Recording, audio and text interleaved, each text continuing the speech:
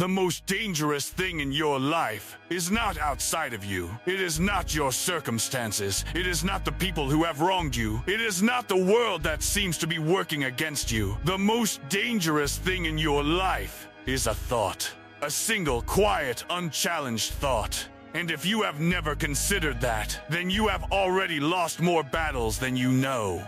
Most people believe that strength is something you can see. They believe it lives in a man's shoulders, in his discipline, in his bank account, in his titles. They look at strong men and think that what made them strong was effort, persistence, willpower. And yes, those things matter, but they are not the beginning. They are never the beginning.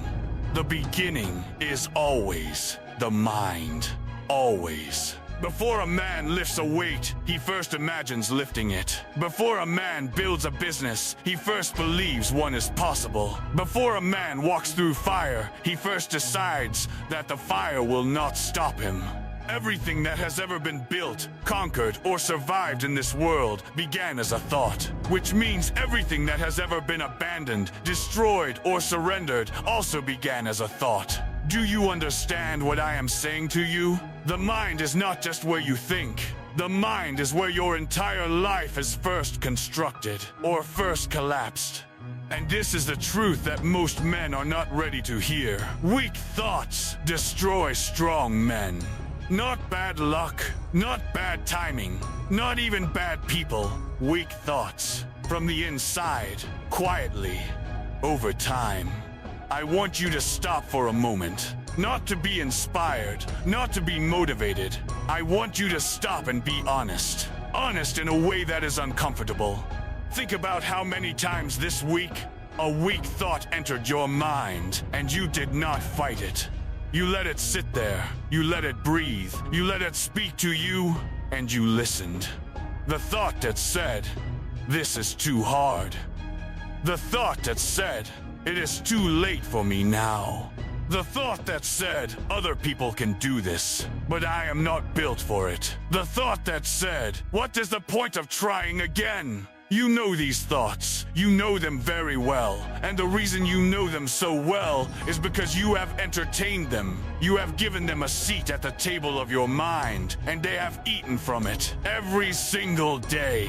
These thoughts do not announce themselves as your enemy. They are far too clever for that. They come dressed as realism. They come disguised as logic. They say things like, "I am just being honest with myself." They say, "I am just being practical." They make you feel like weakness is wisdom. They make surrender feel like strategy. And that is the most dangerous lie a man can tell himself. Because once you begin to confuse weakness with wisdom, you stop fighting. And once you stop fighting your own weak thoughts, you have already lost. Understand this. A weak thought is not simply a sad thought, or a frustrated thought, or a tired thought. A weak thought is any thought that tells you to stop. Any thought that persuades you that your limitations are permanent. Any thought that makes you believe your worst moments define your entire future. These thoughts are not reflections of reality. They are barriers. They are walls built inside your own mind, by your own mind, to keep you small. And the tragedy is that many men spend their entire lives inside those walls, never realizing they built them, never realizing they hold the only key that can bring those walls down. Weak thoughts do not just affect how you feel. They affect what you do. They affect what you choose. They affect what you attempt and what you walk away from. They affect who you become. A man who constantly thinks he is not enough will never pour his full capacity into anything. Because why would you give everything to something you have already decided you will fail at? The thought comes first, and the action, or the paralysis, follows. This is not philosophy. This is how the human mind actually works. Your beliefs do not just reflect your reality, they construct it. Now, I want to talk to you about what real mental strength looks like, because most people have a false image of it. They think mental strength is what you feel in a moment of crisis. They think it is the burst of courage that comes when everything is on the line. And yes, those moments matter, but that is not where mental strength lives. Mental strength is not a moment. It is a practice. It is something you do every single day, in the small and quiet hours when no one is watching and nothing dramatic is happening. Mental strength is choosing, in the morning when you wake up and your mind is already filling with doubt, to reject that doubt. Not because you are certain everything will work out. Not because you have no fear, but because you have decided that doubt does not get to be the first voice you listen to. Mental strength is catching a weak thought the moment it enters, recognizing it, naming it, and then refusing to give it authority over your actions. Mental strength is the daily, quiet, unglamorous act of controlling what you allow to live in your mind. This is what separates the men who endure from the men who collapse. Not talent, not resources, not opportunity. It is the decision, made again and again and again, to think with strength. To think with purpose, to think in ways that build rather than in ways that destroy. And here is the deeper truth. Discipline over the mind is the hardest form of discipline there is. It is far easier to wake up at 5 in the morning than it is to wake up and refuse a weak thought. It is far easier to follow a strict diet than it is to discipline your internal narrative. The body can be trained with a routine, but the mind requires something more. It requires vigilance. Constant, relentless, patient vigilance. Because the mind does not stop producing thoughts, it never rests. And neither can you when it comes to deciding which thoughts you will honor and which you will dismiss. The men who have mastered themselves, truly mastered themselves, did not do it through force alone. They did it through attention. They paid attention to what they thought. They noticed patterns of weakness in their own thinking. They saw where fear spoke loudest. They identified where self-doubt was most persistent. And then they worked deliberately and consistently to replace those patterns. Not perfectly, not all at once, but persistently, with the kind of slow, determined effort that never makes headlines, but always makes a life.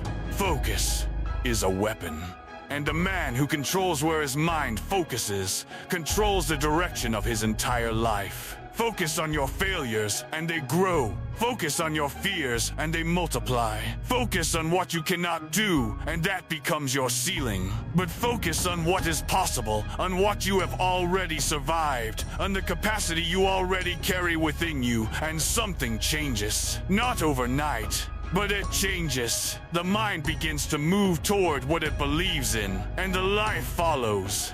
These two men are not fictional, they are real. And they exist inside every single one of us. The man who surrenders to weak thoughts and the man who fights them. The question is, which one are you feeding? Weak thoughts are the enemy of everything you want to build. They are the invisible force that keeps capable men living below their potential. They are the reason men with real talent stay stuck. The reason men with real vision never act on it. The reason men with real strength never discover it. Because they allowed the thought that they were not enough to be louder than the truth that they were. And this is the cycle that breaks men. Not tragedy, not failure, not even betrayal. It is the cycle of weak thinking that goes unchallenged. Doubt leads to hesitation. Hesitation leads to inaction. Inaction leads to stagnation. Stagnation leads to more doubt. And the cycle tightens. It becomes a prison with no visible bars. A prison that the man himself cannot even see. Because it was built one unchallenged weak thought at a time. Breaking that cycle requires more than motivation. It requires more than a moment of inspiration. It requires a decision. A deep, settled, deliberate decision that you will no longer be a passive observer of your own mind. That you will no longer let weak thoughts move through you unchallenged. That you will meet every thought that tells you to stop with a firm and unwavering question. Is this true? Or is this fear speaking? The reality of your life, the version of it you are living right now, is the product of your dominant thoughts over time. This is not a comfortable truth, but it is a liberating one. Because if your thoughts have brought you to where you are, then your thoughts can also take you somewhere different. The same power that built the prison can build the door. The same mind that told you that you were not enough can be trained slowly and deliberately to tell you something else entirely. This is not wishful thinking. This is not naive optimism. This is the most serious and demanding work a man can take on. The work of mastering his own mind. The work of catching weakness at the door and refusing to let it in. The work of choosing every single day to think in ways that move you forward rather than ways that hold you in place. It is disciplined, it is relentless, and it is the foundation of everything else. Every result you want in your life sits on top of this foundation. Build it poorly, and everything else crumbles. Build it with care, with patience, with daily practice, and you will be surprised at what becomes possible. You are not your circumstances. You are not your past. You are not the sum of your failures. You are not what your worst moments suggested about you, but you will become whatever you repeatedly think you are. That is the terrifying power of the mind, and it is also the beautiful power of the mind. The same force that can destroy you is the force that can rebuild you. It belongs to you. It has always belonged to you. The only question is whether you will claim it. So let me leave you with this. Not a challenge shouted at you, not a battle cry, just a quiet, serious invitation to begin. Begin today. Not by overhauling your life, not by becoming a different person overnight. Begin simply by noticing. Notice the next weak thought that enters your mind. Notice it the way a guard notices someone approaching a gate. With calm awareness. With alertness, with the authority of someone who decides what gets through and what does not. Notice it, name it, and then choose. Choose whether that thought deserves to influence your next action.